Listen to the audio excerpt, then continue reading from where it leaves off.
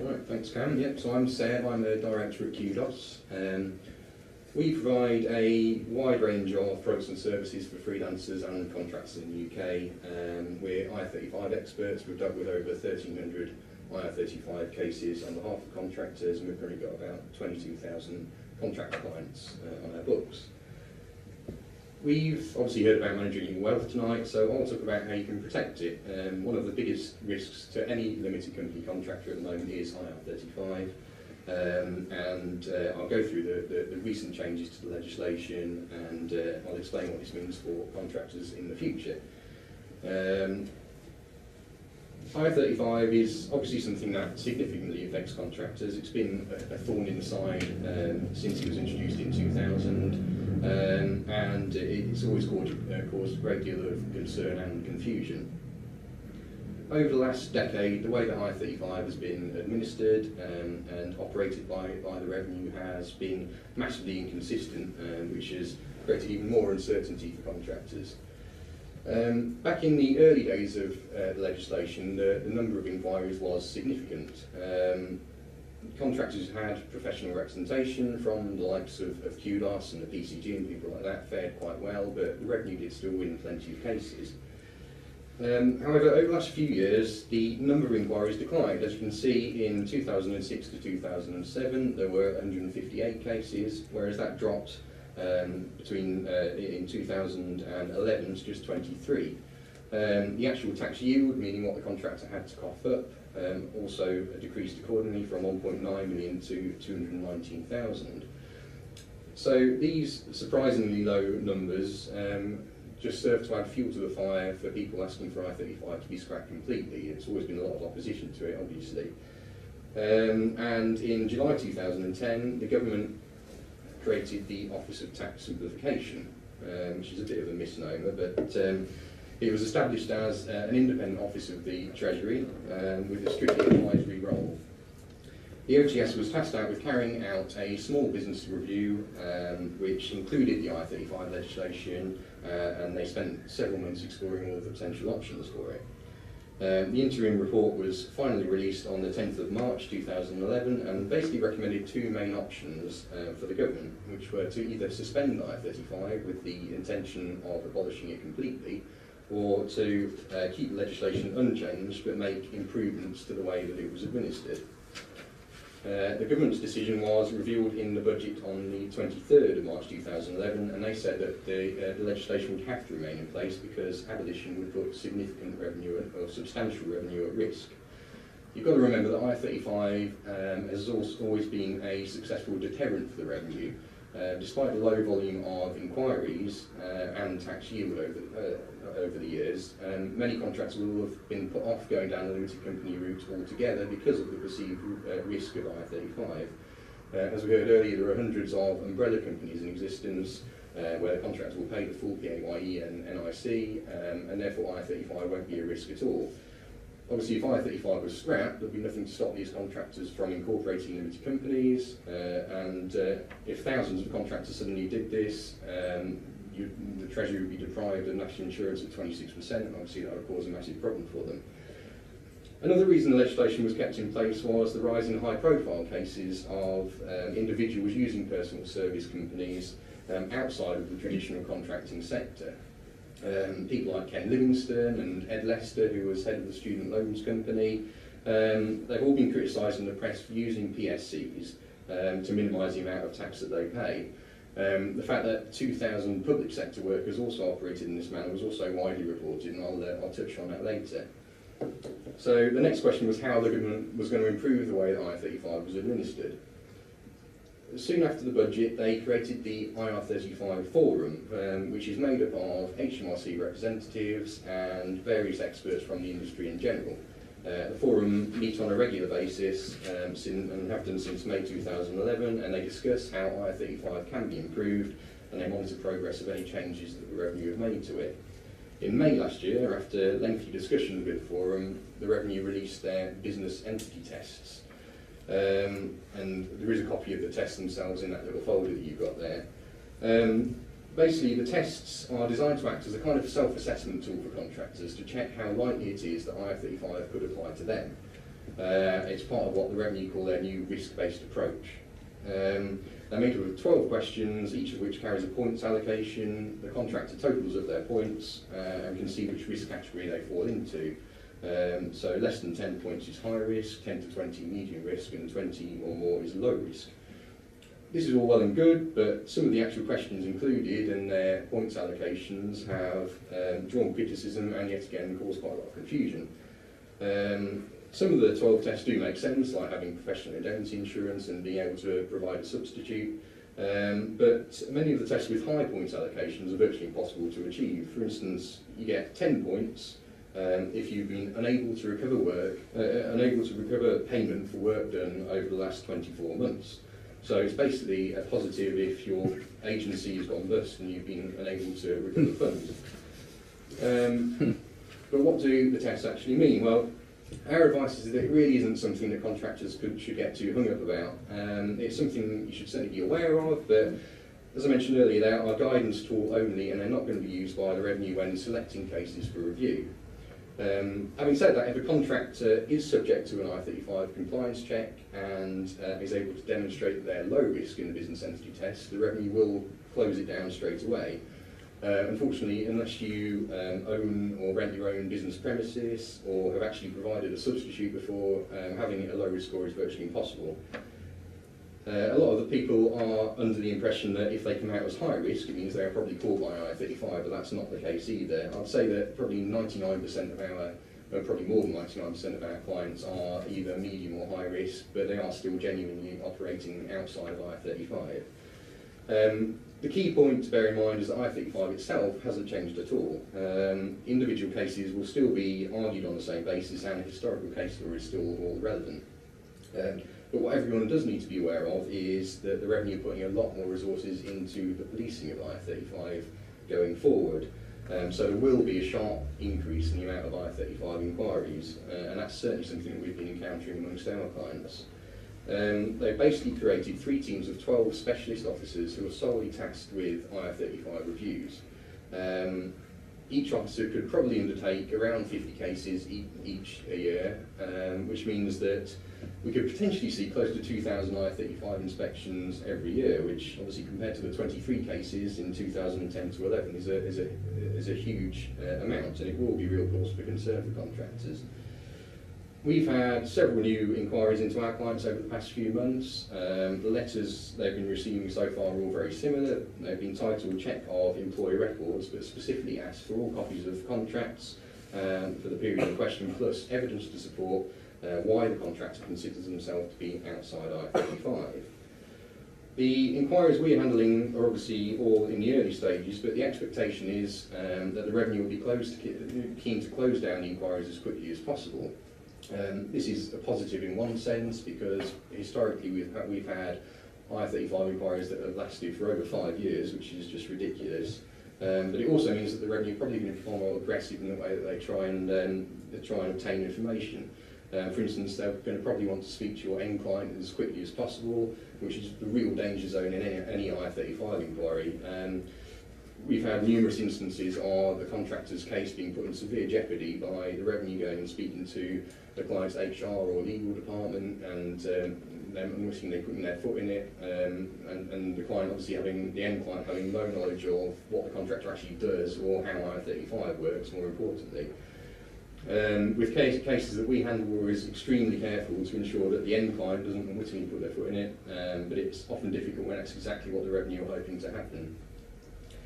So, how are contractors going to be selected for an inquiry? Well, at the moment it is a bit of an unknown quantity. HMRC are going to be using their risk assessment criteria to profile high-risk cases. Unfortunately, nobody really knows what that entails, but the revenue do have various sources of information that they can draw on. Given that the specialist teams are going to be likely to work closely together, they may also be slightly more intelligent than they have been in the past in sharing information. For instance, if an organisation engages multiple contractors and one of them is found to be caught by IR35, the revenue will know that the other contractors there are likely to be working under the same contract and the same working conditions and therefore may target them. And for some reason that's not something that has happened in the past, but I think it probably will in the future. They may also work from tip-offs from contractors. We rather bizarrely had a contractor who worked for a large government organisation, and he was very disgruntled and was threatening to blow the whistle on all contractors there to the revenue. Hopefully you all have completed your self-assessment returns. Obviously they were due in yesterday. You'll notice the box asking to enter your dividends and salary if you provided your services through a service company, which ties in with the P35, which simply asks if you are a service company. These questions do cause a lot of confusion every year, but the vast majority of contractors are by definition service companies, so we always advise that they do complete the boxes. It is effectively a lazy ring fencing exercise by the revenue, but we always recommend that contractors do fill them in because you wouldn't want the revenue to query why it being incorrectly completed. It is important to point out that IR35 inquiries in the future aren't going to be solely focused on the traditional contracting sector. The government believes that the perceived misuse of personal service companies is prevalent across a wide range of sectors, and the BBC actually engages around 25,000 off-payroll workers, and surprisingly 148 of their 467 presenters operate through personal service companies. Obviously you've got a question, would they be able to send a substitute of their choice if they weren't able to work? Probably not. This brings me on to the public sector in general, which has been at the forefront of a lot of the more recent IR35 news. On the 15th of September last year, new rules were introduced by the Cabinet Office covering off-payroll workers in the public sector. This was following a review in May, which highlighted over 2,400 workers providing services for central government organisations and arm's length bodies, including the NHS. The new rules seek to target workers who are engaged for 6 months or more and who are paid over £220 a day. Such workers are required to provide assurance to their public sector client that they are paying tax correctly, which means that they are outside IR35. If they can't provide sufficient assurance, the contract might be cancelled and their details could be passed to the revenue, which is obviously not something you would want to happen. So basically the contractor has to first take the business entity test, which we covered before. If they're low risk, which as I said before is highly unlikely, they can continue as normal with no changes. Obviously they have to prove that they are. But if they're medium or high risk, which is virtually everyone, they have to provide evidence that they are actually outside IR35. The original guidance specifically mentioned the Revenue's own contract review service as an option for this. This is not a route that we'd ever recommend anybody takes, and I very much doubt that it would actually work because there's a 20-day deadline for the public sector reviews, and the Revenue aren't exactly famed for their turnaround times, but it is obviously quite a dangerous thing to do anyway. Thankfully, departments do seem to be accepting evidence from independent specialists like us, and we produce lots of certificates for contractors to pass for their public sector client, and we haven't had any problems with it at all. For the first time since it was introduced, we did actually have the first official draft amendment to the IR35 legislation itself in December. This was specifically in relation to office holders, and stemmed from the controlling persons legislation, which was proposed in the budget earlier in the year and then subsequently scrapped. Basically, prior to the amendment, there was an anomaly in the legislation whereby office holders within an organisation could operate through a limited company without IR35 being a risk. The amendment, which comes into force in April, will mean that office holders fall under the scope of IR35 in the same way as any other contractor. The big question at this stage is what actually constitutes an office holder, and we haven't really had any clear definition from the Revenue, but it's something that is unlikely to apply to the vast majority of typical contractors. It's really more designed for people like Ed Lester, who are holding a senior interim position in a company. IR35 is obviously a concern to all contractors at the moment, so what can you do that will help your position? Well, the written contract that you've got with an agency or client, if you're going direct, is obviously the first port of call for the Revenue, so that's so it really is quite important that you get it reviewed and amended if necessary. Most agency contracts have been written with IR35 in mind, but many of them do still contain problems. I'd say we probably review upwards of 500 contracts a month, and probably 50% of them fail first time round. For obviously problematic clauses, and agencies are generally amenable to making amendments to the contracts, but sometimes they can be rather stubborn, as I'm sure some of you have found out. IR35 largely revolves around the true facts of the arrangement between you and your client. So if you've got a perfect written contract, so all the relevant clauses in there, but the revenue subsequently discover that you are in fact working in reality like an employee, they will effectively say the contract isn't worth the paper it's written on at all, so they'll just tear it up. So it is really important that your working practices are also positive, and these can be reviewed alongside your contract, and that's something I'd always advise that you do. One of the main problems that we face is when contractors have been told by an agency that their agreement is IR35 friendly, just because the contract is IR35 compliant. Unfortunately, this isn't the case because the revenue obviously delve a lot deeper than just the written contract, so it's important that everything else is taken into consideration. Conversely, if you have a contract which isn't too good and it's got a few issues in there, it doesn't necessarily mean that you are inside IR35. If your working practices are compliant, you still stand a good chance of success in an IR35 inquiry. One way that you can actually back up your working practices is by using what we call a confirmation of arrangement document. It's basically a simple document which you sign on behalf of your company, and then you get your end client to sign, and it just confirms the true facts of the engagement from an IR35 perspective.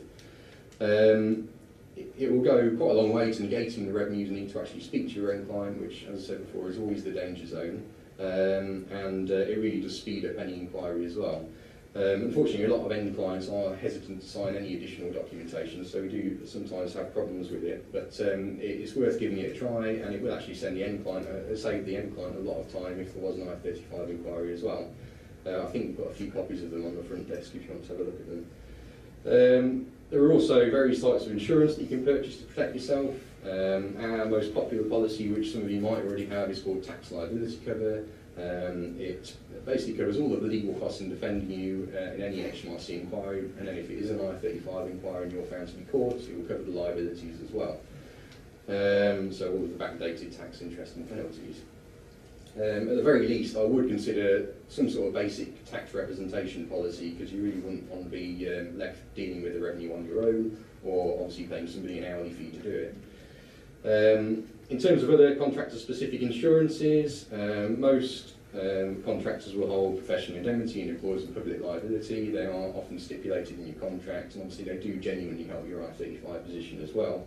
It's also worth considering things like legal protection, which will cover debt recovery, if your agency fails to pay, and contractual disputes, and then it covers jury service, cover your daily rate if you called up for jury service, and also sickness cover, so if you can't work through ill health, you can get insurance to cover that.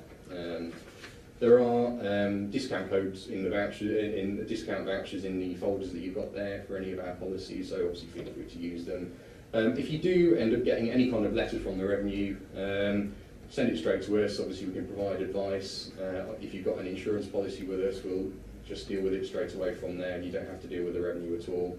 But obviously it is important that if you do get anything from the revenue about IR35, that you do take advice, because we've had contractors who have tried to deal with it themselves and it's not ended well often. So it's always worth getting professional representation.